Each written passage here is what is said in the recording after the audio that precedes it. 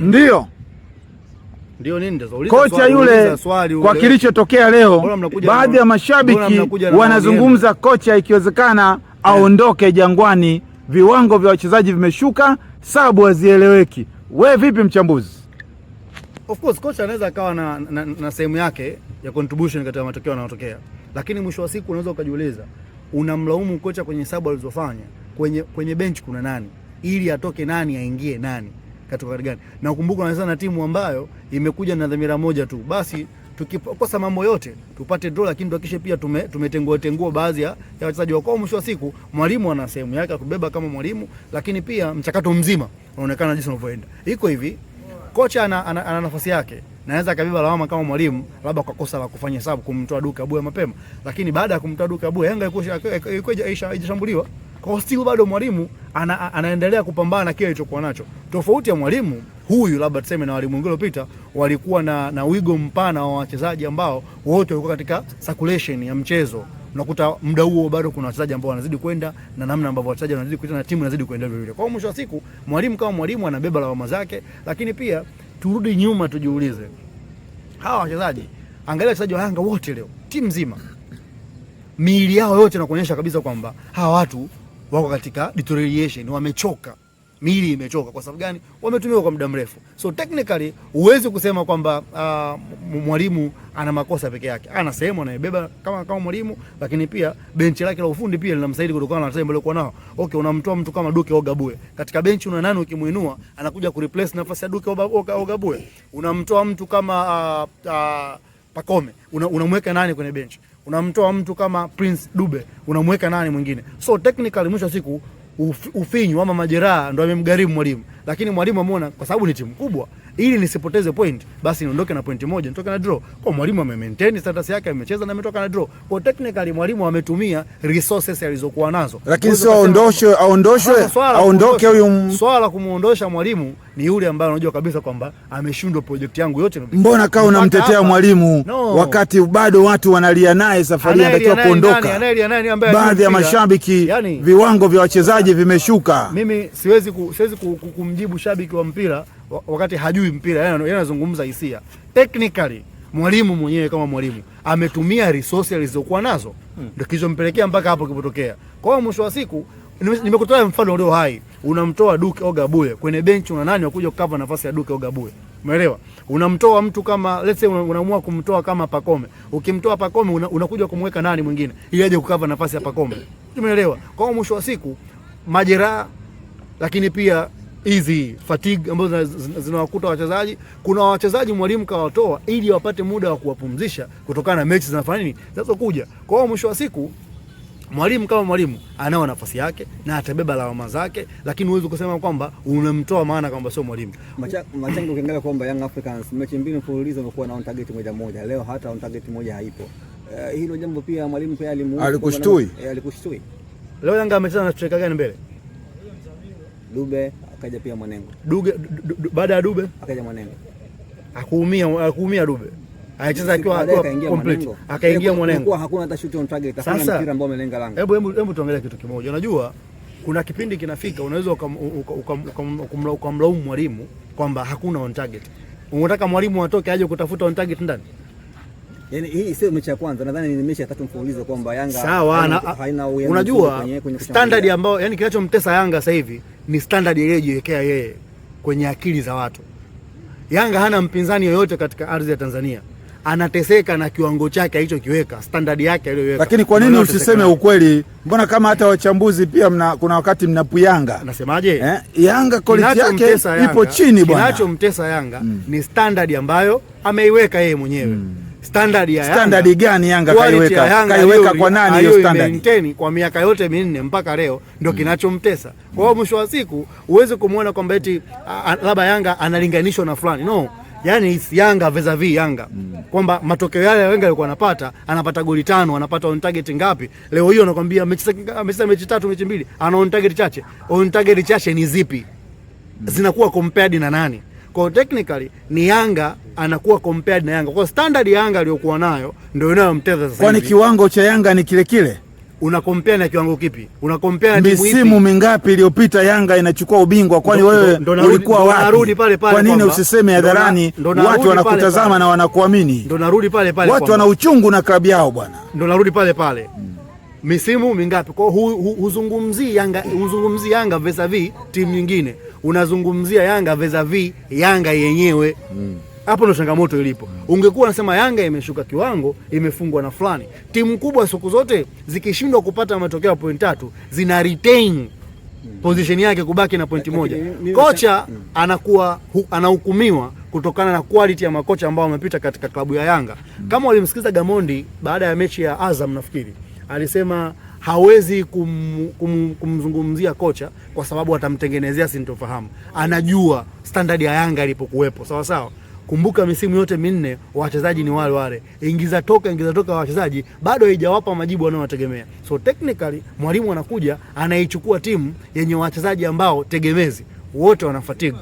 Alafu angalia back to back ratiba inavyotengenezea Yanga. Leo kila mchezaji wa Yanga ukiangalia physical appearance kwenye migao nakwambia kabisa huyu mtu anacheza kwa sababu hana option nyingine. Sio ni kuwatetea tu, lakini viwango vyao hamna kitu kwa sasa. Hiyo kuchoka wewe, hiyo kuwatetea ni wewe tu kwa sababu una hisia zako, sio sia. Kwani timu zote zinacheza tunaziona yake anavyokiona. Kwa mimi kama mimi nitakujibu kile ambacho kipo na wewe utabaki na yale majibu ambayo unataka kujibiwa. Kwa mimi kwangu mimi ukiniambia mwalimu wa Yanga afai, nitakuuliza unamlinganisha na mwalimu yupi?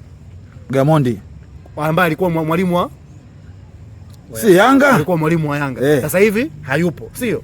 Kwa mwisho wa siku narudi pale pale. Yanga anateseka na kivuli chake mwenyewe. Lakini hajashuka kiwango. Lakini kushuka kiwango unamlinganisha na nani? Kwani wewe hujui on target wamecheza na Simba wamepiga moja na Azam wamepiga moja. Leo weupe kabisa hata on target moja. Hii si fedhea kwa Young Africans. Hii si aibu kubwa kwa Yanga hii. Unalinganisha na Yanga ipi? Kwa nini huyu kocha aendelee kusalia wasimuondoe pale? Mwisho wa siku swala kumuondoa, kama unayo nafasi ya kwenda kumuondoa, umlipa mshahara basi nenda kumuondoe. Kwa sababu inaonekana ajenda yako uliyokuja nayo ni ya kumuondoa mwalimu. Na inawezekana pia wewe una udau na GSM, unaweza ukakaa nao mezani mkazungumza bwana huyu sisi hatumtaki. Ikiwemo na pia unachangia. Watu hawafurahishwi na kiwango. Yule kocha aliyotoka kabla ya yeye nani unakumbuka yule? Yule bwana mdogo nani yule? Ukumbuki akaeka zilivyokuwa zile. Sasa huyu anatetewa ana kipi? Kwa sababu mpaka sasa watu wana uchungu. Yanga ndio timu pekee ambayo inaweza ikamvumilia mtu mpaka akawapa matokeo. Sio Yanga ndio haina uvumilivu na Yanga hii ilimvumilia Prince Dube mpaka ikaje ikamlipa. Yanga hii imekaa na yao kwasi ya Toula mpaka kafikia hapa alipo. Ndio unaelewa. Yanga hii bado imekaa na kocha kutoka South Africa Falls na mpaka kufika sehemu akaamua acha. Kwa mwisho wa siku wakifika sehemu wakiona project yetu sisi inafeli kutokana na mwalimu, watamuondoa tu. Msimu uliopita Yanga amechukua ubingwa wakiwa na makocha wangapi tofauti? Takriban makocha watatu, sio? Kwa sababu gani? Kila kocha anayekuja hampi anachokitaka, anamleta kocha mwingine, mpaka akapata kile ambacho anakitaka. Kwa kwangu mimi swala la kumuondoa mwalimu linabaki bado kwa watu ambao wana maamuzi na wanajua project yake na wao ilikuwaje. Nitakuja swali jepesi kabisa. Ibenge katoa ni ngapi? Draw ngapi kwenye mechi 12? Kuna mechi 14, Benga ka draw mechi ngapi? Alitoa 6 kuna wakati. Alitoa draw mechi 7 mpaka mechi 7 imeongezeka. Yanga ana draw ngapi? Sasa Yanga ndio Azam tofauti. Kwa nini unajimaliza wakati sisi tunakutegemea? Wewe unatakiwa uzungumze ukweli mbele yetu. Vyombo vya habari vipo hapa, mchambuzi vimekuja vikusikie. Watu wana uchungu na haya. Tutegemee taarifa kwa umma wakati wowote kutoka sasa. Chochote kinachotokea kwenye uongozi ni wao wameamua nini kitokee. Umeelewa? Chochote kinachotokea ni wao wameamua kwamba nini kitokee. Lakini leo hii huwezi kukaa chini ukaa huku nje wewe umeshiba zako tu viazi huko kutoka Nyankumba huko na matembele na miogo huko, unaanza kusema eti kocha aondoke. Kocha akiondoka mjomba wako atakuja kufundisha timu. Yanga hii leo imebebwa kwa sababu kuna dakika za jioni kabisa kuna mchezaji wa Young Africans nadhani mlinzi alimshika mchezaji wa timu ya TRA. Kwa nini refa alimwachia? Kwa sababu alikuwa bado katika position ya mpira na alikuwa na uwezo na akapiga. Sivyo bahati ilikuwa ni fair. Refa amejitahidi mno kuzuia makosa mengi sana kutokutoa kadi mpaka Mzamiru anajua kupata kadi nyekundu. Mimi niseme tu ni uamuzi wake binafsi na uzembe wake binafsi, na hii niweke sawa. TRA walikuwa wamekuja kucheza na Yanga kwa ajili ya mambo makubwa mawili. Mambo makubwa mawili. kwanza unapocheza wewe against mwenzako, vitu viwili vya kuangalia. Lazima uangalie afya ya mwenzako at all time. Angalia namna ambavyo wachezaji wa Yanga walikuwa wanakutwa. Ikafika sehemu, angalia kuna muda Pacome anaenda kufuata mpira, mtu kaingia mzima. Pacome akaona isiwe kesi, akamkwepa tu. Mara kibao mfano unatokea kwa mwisho wa siku. Hizi mimi naamini ni zile heka za kuhakikisha kwamba tunapambana huyu mtu asipate kile anachokitaka. Na mimi niwaambie kitu kimoja. Timu bora na timu kubwa ni ile ambayo inapambana hata katika nyakati ngumu kutokupoteza pointi. Ile ya Maxi Nzengeli ilikuwa ilistahili kuwa ni offside sahihi ama ilistahili pia mwamuzi kuachia kuruhusu Yanga Africans kupata bao? Mimi niseme tuna tatizo kubwa sana la marefa. Kwa sababu refa anakuja kuamua offside ile ya Mwanengo nadhani ambapo. Achana ya Mwanengo, naomba tuanzie kwanza ya TRA. Ndio. Angalia namna ambavyo refa anaamua offside kwa sababu haendi na move, hafocus na mtu wa mwisho. Yaani marefa wetu ni kama wanaendeshwa na remote kichwani. Ameangalia tu kuna mtu kazidi. Kabla mpira hujapigwa, mtu karudi ndani, kasaji position. Amekaa kwenye mstari, unapigwa mpira, refa Raisman anaona kibendera. Ni Raisman ambaye ana IQ ya mpira na hajui sheria za mpira, anaweza kufanya mtoto kama huo. Mwingine huku wewe ni Raisman. Shughuli yako ya kwanza ni kukaa na mchezaji wa mwisho wa timu husika kwa upande uliopo. Sio unaamua offside wakati umeacha wachezaji watatu wako ndani, wewe ukiwa umekaa ndani, watu wote wako nje. Unang'amuaje kama ile ni offside? Kwa ile Mwanengo ni nini? Of course refa kutokana na position aliyokuwa amekaa akaamua kufanya maamuzi yake, lakini haikustahili, lakini kwa sababu tayari ameshaamua na ndio mpira wetu kibongo bongo, tunacheza kivyetu vyetu na kwa staili zetu na kwa sheria zetu, unaenda kama ulivyo. Wewe pale Yanga amenyongwa. Mimi niseme kitu kimoja. Siko hapa kusema kwamba Yanga amenyongwa ama Yanga hajanyongwa. Niko hapa kusema hivi.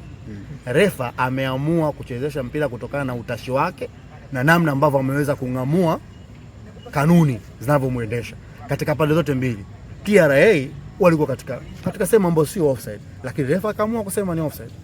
Na maisha kaendelea kama kawaida. Ni kwa sababu katika akili yake ameangalia tukio mara moja, lakini hajarudi tena confirm kabla mpira hujachezwa. Kwa hivyo okay, huyu alishazidi. Hakurudi tena kuja kufocus kama amerudi ama imekuaje. Same applies, kuna watu wamecheza rafu nyingi sana. Mpaka Mzamiru anapata kadi nyekundu. Angetakiwa paka kadi nyekundu muda mrefu sana. Kwa nini? Kwa sababu tayari ni mtu ambaye amekuja akiwa ameshang'ata meno na anacheza kwamba kuna undava anaenda kuufanya.